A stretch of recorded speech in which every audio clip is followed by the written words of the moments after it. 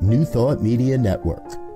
We are a global broadcast network of positive music, media, and entertainment, inspiring humanity's evolution along the journey of enlightenment and creating a world of love, peace, empowerment, and prosperity for all.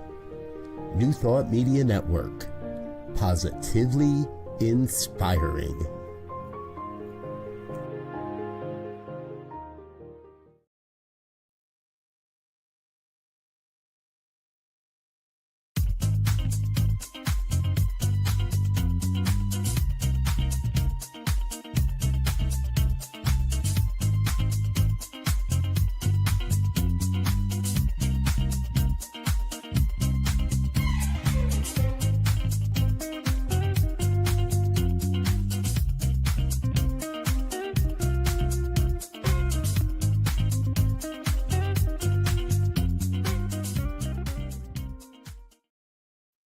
Hey everybody, Tracy Brown here. Welcome to Inclusive Church, where we come together every Tuesday at noon Mountain Time and just share a little information or a little inspiration about what it takes to build, sustain, grow, expand, evolve into a spiritual community where oneness does not require sameness. If this happens to be your first time seeing the show or being with us, a little bit about me. My name is Tracy Brown.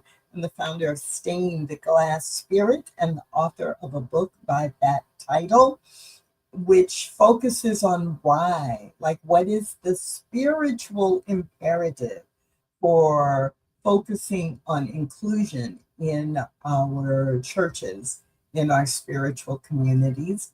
And you can always find out more by going to stainedglassspirit.net. Stainedglassspirit.net. And when we come together for this show, there are a couple of things that happen. One, if I have a guest, we generally go right up to an hour, 55 minutes to an hour. And when I don't have a guest, we make it a toolkit session with something specific to think about, some trend or some issue, to just have some tips about how you can take this up in your own spiritual community or in your ministry.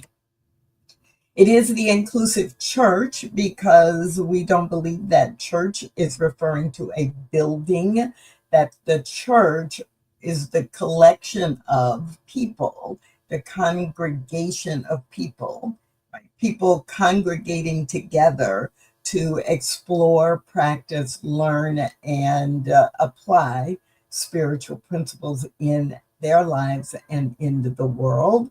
So we are using church deliberately to reclaim that term for what it really is about. Not the building, not the property, but the people. And I hope that everything we talk about gives you a chance as a leader, whether you are a licensed or ordained minister or not. If you are leading a ministry team, if you are serving on a board of directors or the board of trustees, if you are contributing to specific funding that allows your church community to grow and expand, that is the type of leadership that we are celebrating here on this show. So what are we talking about today? Marketing versus mentoring. Marketing versus mentoring. You've made a commitment to have a spiritual community that includes many different kinds of people. And you have been talking about how you value diversity. Do you want to focus on marketing or mentoring? Now, the obvious answer is you want to do both. And it does depend on where you are in your trajectory, right? In your arc, in your timeline as a ministry, as a church. But the reason this came up really was the result of a comment and a question. So I was recently working with a group of people, and one person at the end of this kind of 3 month experience, at the end, this one person said to me, when we started, I was sure I understood what diversity was, but very quickly I realized I only define diversity as race and sexual orientation, and didn't even really think about gender that much as a part of diversity. And now I know that I have been blind to all the many different ways that diversity shows up in my spiritual community. So, to make that make sense for you, if you haven't heard me say it before, the definition I use for diversity is all the ways we are different from one another, both genetically and culturally. So when this person was making these comments, they started talking about how in their community, because their community was predominantly white, almost 100% white, and that the majority of the members and people who were engaged were women, they really felt they didn't have a lot of diversity. And as a result of the work that we have been doing together as a group, that they realized they had so much diversity within their existing community that they had never acknowledged, that they pretty much kind of ignored anyone who was significantly different and made them or required them without telling them to pretty much assimilate into whatever, the majority or the minister kind of felt comfortable with. And that one of the things they intended to do going forward was to really highlight all the variety of backgrounds and experiences and skills that people already existing in their community had. So that was one person. And then the second person that brought this topic to mind for me today was someone who said that as they went forward in their ministry after this 3 month experience, that they were less likely to market to the general community in the city where they were until they actually had prepared people internally to recognize and value diversity in a positive way. So I got to thinking about this idea of, marketing or mentoring, and I was thinking about it. And then a third person sent me an email a few days ago and said, I'm at a quandary. We really want to grow our community, and I really want to make sure we grow with inclusion as a core value.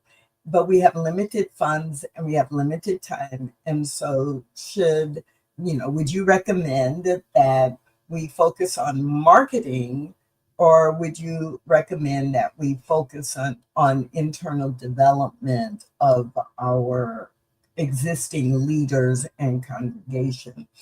And they had a lot more detail, and part of it was a reference to a 6 module development piece, a 6 module leadership lab that I got to help participate in designing and delivering. And the question about mentoring internally was, do I mentor people internally, like using that kind of format, so that when we do bring people in who are different from our primary group, that it will go smoothly. So that's kind of the basics that got me started on this idea of marketing versus mentoring, this question, because literally in the last 3 weeks, it's come up in a variety of ways. And so maybe it's obvious. I've already said it. You want to do both. You want to be marketing to a broader group of people. And at the same time, you really do need to be mentoring the people who are with already within your congregation or your community if you want to be successful in bringing in people who are different from what is maybe the norm that you have been engaging with all along up until this point. And here's the logic behind that.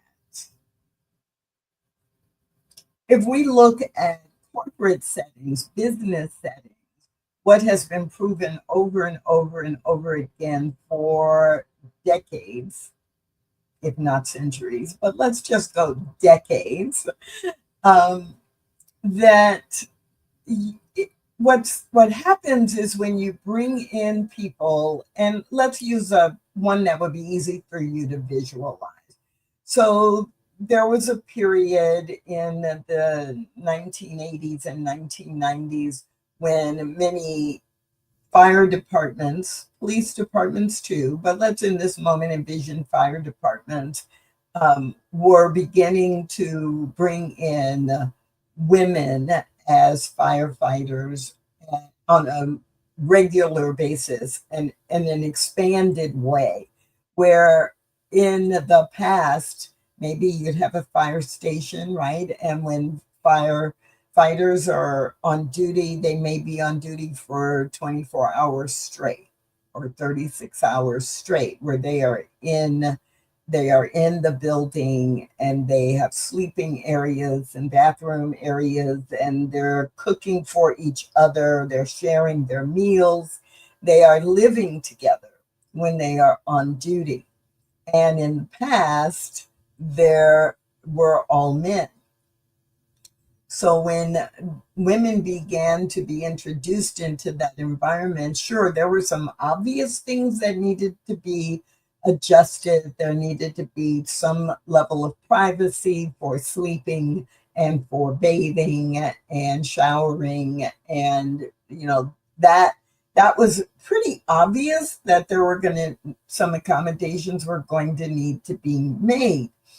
But what was less obvious initially was how uncomfortable many of the men would be and the way that they might be responding to that discomfort, where they were hazing the women, making them do things, or challenging them to do things to be accepted that had not been done before, or forcing them to prove that they were one of the guys, in the language they used or in the way they responded to things.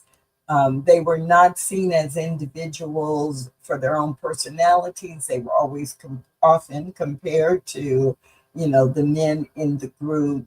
Could they drink as much? Could they eat as much? Could they curse as much? Did they know the stats for the sports games the same way or better than? And that created tension because there wasn't an opening for many of the women to come in and show their own strengths, right? They had to prove themselves by behaving like the people who were already there. And we do that in our spiritual communities more often than we probably would like to admit. That may not be based on gender, but if we're in a predominantly white congregation and then someone who is Hispanic, Latino, and speaks Spanish fluently, whether it's their primary language or not, right? We are expecting them to dress the way that we dress, or judging the way that they are showing up.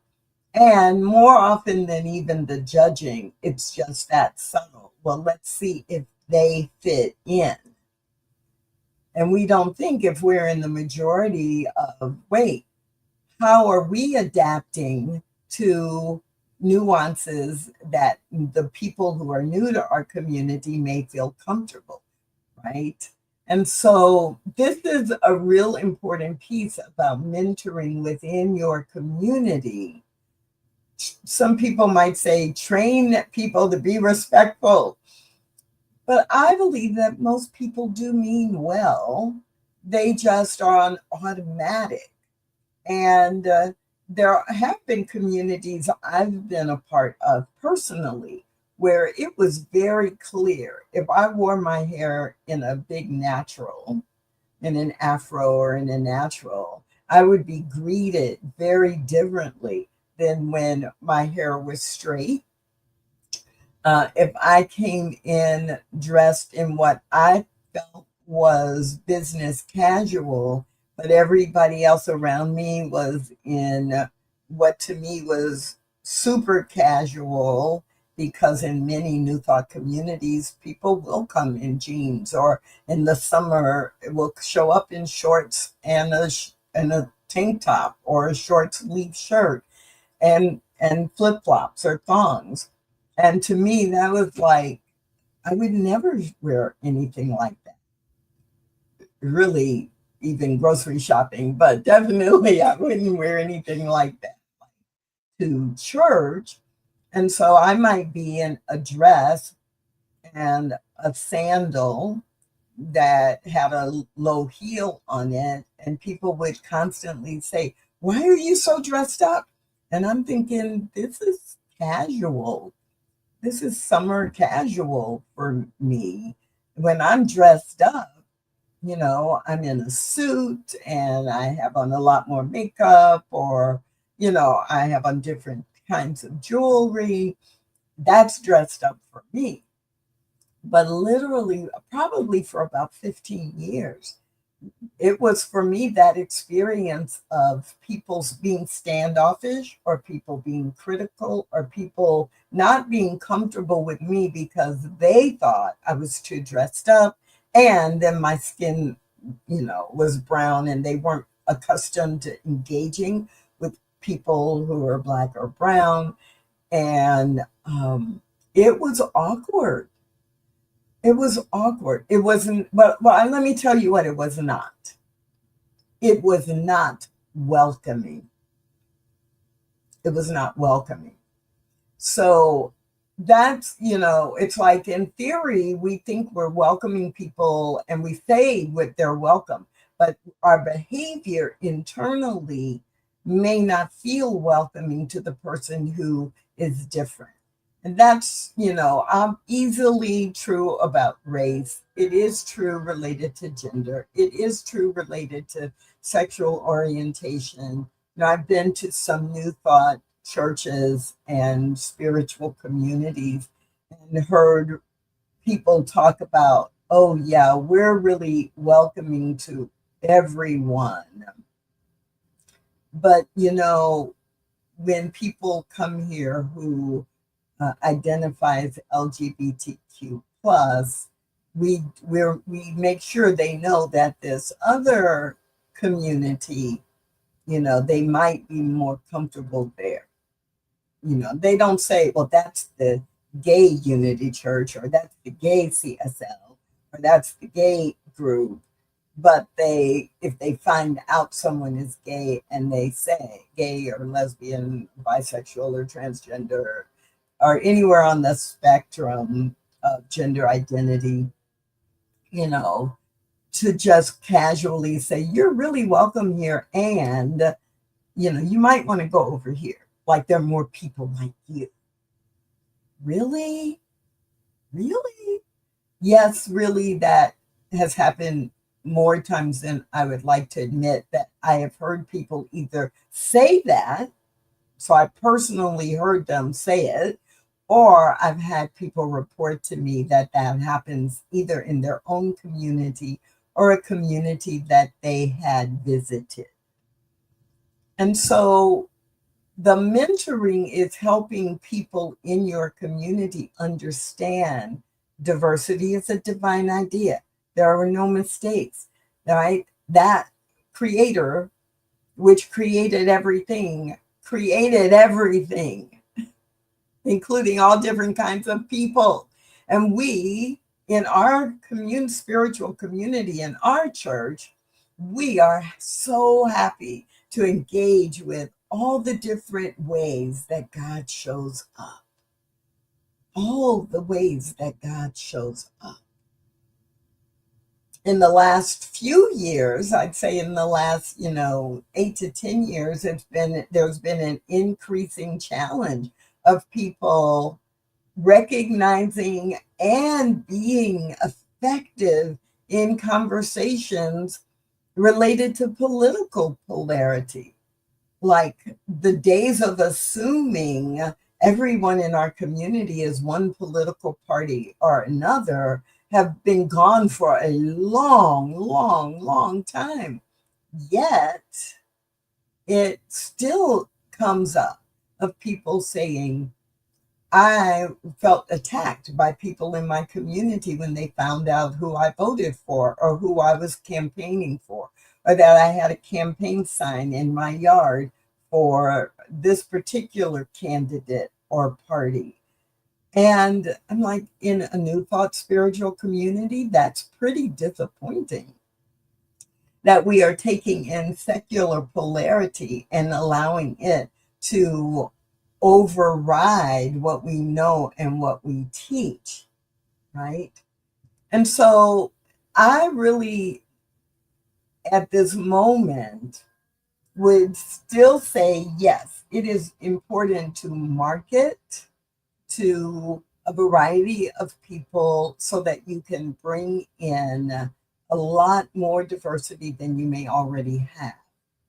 However, if you had to choose between marketing and mentoring, then I would strongly recommend that you pay attention first to mentoring people throughout your community, and especially anyone who's in a leadership role, leading a team, serving as a chaplain, a licensed teacher, a licensed practitioner, anyone who serves on a board of trustees or a leadership council, and of course any and all staff that might be a part of your church.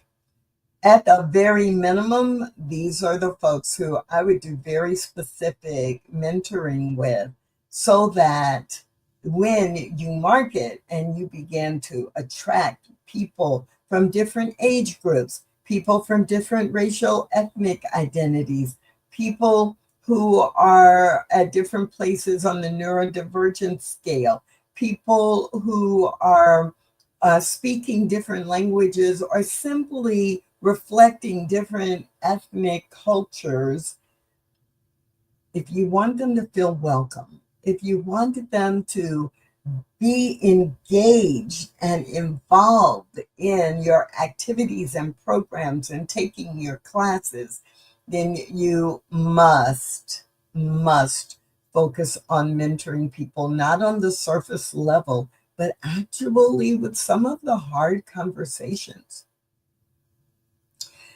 I was in a conversation with someone, this was during the pandemic, and their spiritual community was needing to make a decision around having security be visible at their center and at their church, at their around their building, for a variety of reasons. And what was really interesting in the way that I got invited to be a part of the conversation was the minister had realized that a lot of the reactions were different based on racial and age categories. That in general, the people of color who were part of the conversation felt uncomfortable with having visible security at their place of worship. And the people who identified as white felt they really needed this visible security on patrol and they are to ward off the threat. And the people of color are like, having someone who is visible security actually makes me feel more threatened. Like I need to watch my back. And that they will attract more of a threat. Because in the thought, we do also teach, right? What you think about, like what you're putting out there, attracts whatever is in kind. And based on age, many of the older folks were really pressing for visible security. And the majority of people who were younger, under the age of 40, were saying, no, that's over the top, that's too much. And so I got pulled in, right, because first just being asked the question, does this make any sense? Is this a diversity thing? And then I got to be in some of the conversations. And the minister, to their credit, had noticed the trend, what was happening, and noticed that there were some demarcations based on race, ethnicity, and age. And the conversation needed to be facilitated. But one of the things that I'm so glad I was able to do was actually bring that forward so that everybody who wasn't paying attention before said, oh my goodness. Well, of course, there's some different assumptions about what visible security might look like. And let's think about our membership and our typical guests and people who come in. How might they react or respond? Some are going to feel, oh, good, I'm safe or safer here. And others are going to feel like, wait a minute, what's going on? Why is that necessary? And I'm not turning my back and have on that person because they may see me as a threat. And if they see me as a threat and then they go to grab me or shoot me or whatever, then we have then I am putting myself in danger. It was such a rich conversation. And you've got to be able to have that kind of conversation before you make decisions or as you're making decisions. And ultimately, the decision was made. And there were people who agreed with it and people who didn't agree with it in that particular church. But the conversation had been had. So when the topic came up, there were a group of leaders in that congregation who were able to speak to, I'm so glad that you're sharing that concern with me. We had a very rich conversation about that. Tell me more about your perspective. Instead of being blindsided with someone coming up to them with a complaint or a concern and then just being brushed off with, well, we made the decision because, right? Or you shouldn't feel that way. You shouldn't feel that way because this is really providing this. Because they had to have the conversation now as leaders. They had been mentored to be able to have the conversation with congregants. So, marketing versus mentoring, of course, I want to say both. You want to have both. You want to have a marketing strategy that opens you up to attracting and engaging with people who are different from the majority in your community now. That is important. But please don't get wrapped up in mentoring and marketing if you have not been mentoring people who are in leadership roles, people who are the influencers in your community. If they've been mentored to actually be able to engage, to invite, to be the role models for how to engage diversity so that you create inclusion. then you can begin to put more attention on your marketing while you continue to mentor. My name is Tracy Brown. I hope these ideas are helpful to you as you think about in your church what you are doing to both market and to mentor people so that you can be a stained glass spirit community. Please check me out and get more resources at Stained Glass Spirit on Facebook or the website stainedglassspirit.net. And I'll see you again right here on the New Thought Media Network next Tuesday at noon Mountain Time. Thanks for watching The Inclusive Church with Tracy Brown.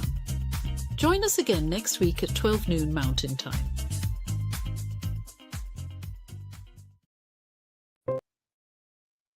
On behalf of everyone at New Thought Media Network, thank you for being a member of our virtual family. Your financial contributions help share the New Thought message with people from around the world. Please visit and contribute at www.ntmedia.org/donate. New Thought Media Network, come be you. And please like, share, and subscribe. Until next time, peace and blessings.